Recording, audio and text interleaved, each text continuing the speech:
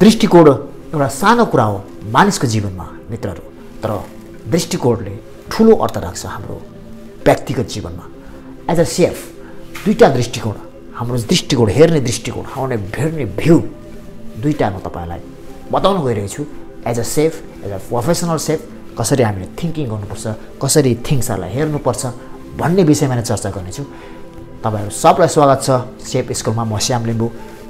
Please hit the subscribe button and notification bell on गर्नुहोला ताकि तपाईँलाई सबैभन्दा पहिलो भिडियो, सबैभन्दा पहिला तपाईँलाई हाम्रो भिडियो पुगोस्। हेर्नुहोस् मित्रहरू, सबैभन्दा पहिला एज अ सेफ र नर्मल कुक, होम कुक के डिफरेन्स छ? सेफले कसरी थिङ्किङ गर्छ र नर्मल कुक, होम कुकले कसरी थिङ्किङ गर्छ, त्यो विषयमा कुरा चर्चा गर्नेछु। यो तपाईँ जीवनमा सेफ बन्न चाहनुहुन्छ, सेफ बन्ने एउटा लक्ष्य राख्नुभएको छ, एउटा ड्रिम देख्नुभएको छ, डिजायर राख्नुभएको छ भने तपाईँले आफ्नो दृष्टिकोण बदल्नुपर्छ। मानिसको सफ्टवेयर भनेको चाहिँ थिङ्किङ प्रोसेस हो। सफ्टवेयर चाहिँ थिङ्किङ, दृष्टिकोण हो। हार्डवेयर चाहिँ अब बढी भयो होइन। त्यसले तपाईँ हार्डवेयरमा सेफ बन्न चाहनुहुन्छ भने तपाईँको सफ्टवेयर थिङ्किङ हो, दृष्टिकोण हो, त्यो चाहिँ चेन्ज गर्नुपर्छ। त्यो चाहिँ हामीले क्राफ्टिङ गर्नुपर्छ होइन। त्यसले गर्दा सबैभन्दा पहिला कसरी हेर्ने थिङ्ग्सहरूलाई, वस्तुहरूलाई, इन्ग्रिडियन्ट्सहरूलाई हाम्रो सेफले, एज अ सेफले कसरी हेर्छ? हेर्नुहोस् मित्रहरू, यो तपाईँको हातमा पर्दाखेरि कतिवटा मानिसहरूको श्रम लागेको हुन्छ यसमा। सोच्नुहोस्, कतिजना मानिसहरूको मेहनत, परिश्रम, आँसु, पसिना, रगत खर्चेको हुन्छ, टाइम स्पेन्ड गरेको हुन्छ यति उत्पादन गर्नको लागि। त्यसरी तपाईँको हातमा आएको हुन्छ। यो धेरै परिश्रम, धेरै मेहनत, धेरै चाहिँ समय इन्भेस्ट गरेर मात्रै तपाईँको हातमा परेको हुन्छ। As a normal home cook, normal कुकरले यो विषयमा त्यति ध्यान दिएको हुँदैन होइन, त्यति महत्त्व दिएको हुँदैन। तर यदि तपाईँ प्रोफेसनल सेफ हुनुहुन्छ, तपाईँ प्रोफेसनल सेफ बन्न चाहनुहुन्छ भने तपाईँको हातमा यो पर्ने बित्तिकै तपाईँलाई यो महसुस हुनुपर्छ कि धेरै मानिसहरूको श्रम, पसिना र आँसुले चाहिँ, समयले चाहिँ इन्भेस्ट गरेर चाहिँ यो उत्पादन गरेको छ।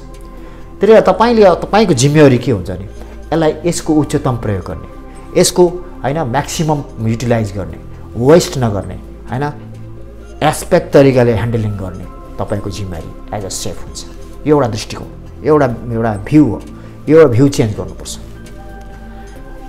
यदि गर्नु सक्नुभयो भने तपाईँको जीवनमा तपाईँले आफ्नो सेफ बन्ने यात्रामा तपाईँले आफ्नो वान स्टेप अहेड हुन सक्नुहुन्छ थिङ्किङ प्रोसेसमा होइन। दोस्रो कुरा, अब हामीले सोच्यौँ कि कुनै पनि इन्ग्रिडियन्ट्स, टमेटो, अनियन, लेमन होइन, कोरिएन्डर, कुनै पनि इन्ग्रिडियन्ट्स तपाईँको हातमा पर्ने बित्तिकै तपाईँलाई त्यस्तो खालको फिलिङ्स, त्यस्तो खालको इमोसनल कनेक्सन हुन्छ कि तपाईँ त्यो धेरै मानिसहरूको श्रम, पसिना र रगतले चाहिँ उत्पादन भएको छ भन्ने तपाईँलाई याद भएपछि तपाईँले यसको ह्यान्डलिङमा, यसको केयरिङमा, यसको प्रोसेसिङमा, यसको चाहिँ होइन बनाउनेहरू तरिकामा एकदम तपाईँले चाहिँ के केयरफुल गर्नुहुन्छ होइन, रेस्पेक्ट गर्नुहुन्छ। दोस्रो कुरा, दोस्रो दृष्टिकोण के हो भने मित्र, दोस्रो दृष्टिकोण के हो भने तपाईँ र हामीले देखेको छौँ। म तपाईँलाई छोटो यहाँनिर मेटाफोरिकल्ली भन्न चाहन्छु। कस्तो भने म्यानुफ्याक्चरिङ इन्डस्ट्रीमा कस्तो हुन्छ भने, म्यानुफ्याक्चरिङ इन्डस्ट्रीमा जस्तो मोबाइल उत्पादन गर्ने इन्डस्ट्रीमा र मेटेरियलको भ्यालु कति हुन्छ? हाई भ्यालु हुन्छ। There is no doubt right. त्यहाँ कुनै डाउटै छैन कि र मेटेरियल राम्रो हुनुपर्छ, र मेटेरियल होइन एकदम हाई क्वालिटीको हुनुपर्छ, वेस्टेज कम हुनुपर्छ, र मेटेरियल चाहिँ इफेक्टिभ ढङ्गले स्टोरेजहरू भएको हुनुपर्छ, यसको स्टोरेजको क्लियरेन्सहरू राम्रो तरिकाले भएको हुनुपर्छ, यावत कुराहरू हुनुपर्छ एउटा मोबाइल उत्पादन म्यानुफ्याक्चरिङ इन्डस्ट्रीमा। तब मात्र गएर तपाईँको मोबाइलहरू इफेक्टिभ ढङ्गले उत्पादन हुन्छ, समयमा उत्पादन हुन्छ, राम्रो क्वालिटीको उत्पादन हुन्छ, उसको मार्केटमा राम्रो प्रेजेन्स हुन्छ र उसको चाहिँ समग्रमा उसको बजार व्यवस्थापन, उसको चाहिँ फाइनेन्सियल कन्डिसनहरू राम्रो हुन्छ र कम्पनी प्रफिटमा जान्छ। एक्ज्याक्टली सेम वे होटल इन्डस्ट्रीमा, फुड इन्डस्ट्रीमा, किचनमा यो इन्ग्रिडियन्ट्सहरू सब र मेटेरियल होइन, सब र मेटेरियल हो। यो र मेटेरियलहरू प्रयोग गरेर हामी हाम्रो फाइनल डिस बनाउँछौँ, फाइनल प्रोडक्ट बनाउँछौँ र हामीले त्यो फाइनल प्रोडक्टलाई सेल गरेर प्रफिट आर्जन गर्छौँ होइन। हाम्रो स्यालेरी लिन्छौँ, हाम्रो बेनिफिटहरू लिन्छौँ। त्यसले गर्दा हाम्रो दृष्टिकोण जबसम्म हामीले देख्छौँ यो हाम्रो र मेटेरियल हो, अब यसको ह्यान्डलिङ, यसको टेकिङ केयर हाइली इम्पोर्टेन्ट हुन्छ। यसको क्वालिटी, यसको चाहिँ होइन फ्रेसनेस, यसको वेस्टेजहरू जिरो वेस्टेज हुनुपर्छ होइन। अनि सबै चाहिँ उसको चाहिँ हाइली रेस्पेक्ट गरेर चाहिँ यसको ह्यान्डलिङ गर्नुपर्ने हुन्छ जब तपाईँको दिमागमा आउँछ। तर अनफर्चुनेटली दुर्भाग्यवश मैले मेरो अब्जर्भेसनमा होटल इन्डस्ट्रीमा काम गर्ने सेफहरूले त्यति साह्रो महत्त्वको साथ दिएको हुँदैन। तर हामीले चेन्ज गर्नुपर्छ, हाम्रो दृष्टिकोण चेन्ज गर्न सकिन्छ र हाम्रो दृष्टिकोण चेन्ज गर्ने यो र मेटेरियल हो। यो र मेटेरियल भएपछि यसको प्रयोग गरेर हामी फाइनल डिस प्रोडक्ट डेभलपमेन्ट गर्छौँ। त्यो प्रोडक्ट डेभलपमेन्ट गरेपछि त्यो बेचेर हाम्रो नाफा आर्जन हुन्छ, जसले गर्दा चाहिँ हाम्रो र मेटेरियल हो।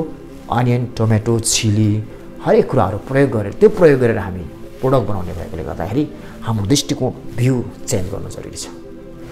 यदि दुईवटा दृष्टिकोण चेन्ज गर्न सक्नुभयो भने तपाईँ एज अ सेफ होइन, एज अ प्रोफेसनल सेफ चाहिँ तपाईँले दुईवटा दृष्टिकोण चेन्ज गर्न सक्नुभयो भने तपाईँले पनि आफ्नो जीवनमा सेफ बन्न सक्नुहुन्छ, कुलिनरी साइन्स सिक्न सक्नुहुन्छ र त्यसको रफ्तारमा त्यसको यात्रामा तपाईँको वान स्टेप अहेड डेफिनेटली पुग्न सक्नुहुन्छ। थ्याङ्क यू भेरी मच मित्रहरू। आज हामीले दुईवटा दृष्टिकोणको बारेमा डिस्कसन गऱ्यौँ। भेरी इम्पोर्टेन्ट, मोस्ट इम्पोर्टेन्ट होइन। यो चाहिँ हामीले आफ्नो जीवनमा थिङ्किङ प्रोसेस हाम्रो भ्यूमा चाहिँ चेन्ज गर्नु जरुरी छ। यो तपाईँहरू नयाँ आउनुभएको छ हाम्रो च्यानलमा प्लिज वान्स अगेन सब्सक्राइब गर्नुहोला, बेल आइकन दबाउनुहोला, नोटिफिकेसन गर्नुहोला, कमेन्ट, सेयर, लाइक गर्नुहोला। थ्याङ्क यू भेरी मच मित्र। See you, bye by.